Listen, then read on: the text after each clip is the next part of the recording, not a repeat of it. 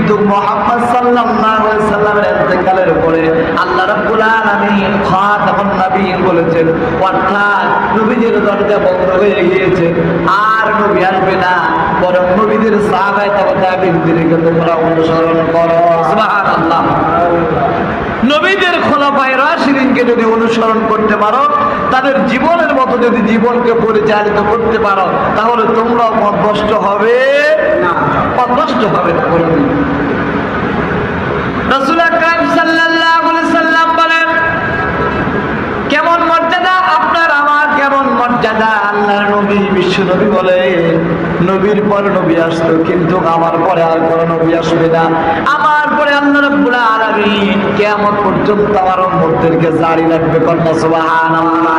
আমার উম্মতদেরকে আল্লাহ ধ্বংস করবেন না, আমার উম্মতদেরকে আল্লাহ রাব্বুল আলামিন আসমান থেকে গজব দিয়ে ধ্বংস করবেন না, বরং কিয়ামত পর্যন্ত আল্লাহ রাব্বুল আলামিন একদল উম্মত রাখবে যেটা আমি নবীর পক্ষে থাকবে। কন্যা সুবহানাল্লাহ। আল্লাহ রাব্বুল আলামিন এই জন্য আমাদেরকে আল্লাহ নবী রাসূলুল্লাহ সাল্লাল্লাহু আলাইহি সাল্লাম আমাদেরকে জানিয়ে দিলেন, আনতা মিন্নি বিমান সালাতি হারুনা মিন মূসা ইল্লা আন্নাহু লা নাবিয়্যা বা'দি।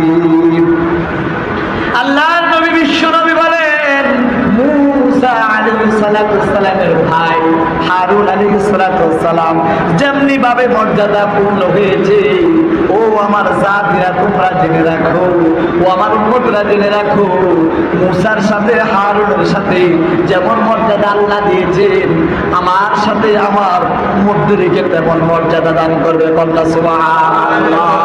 আমার এক একটা উম্মত, আমার এক একটা উম্মত হবে নবীর মর্যাদা পূর্ণ। সুবহানাল্লাহ। এক একটা রাসূলের উম্মত হবে আগেকালের নবীদের মর্যাদা পূর্ণ। সুবহানাল্লাহ।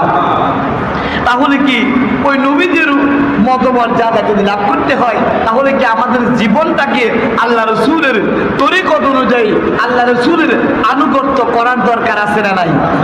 কথা বলে আছে না নাই?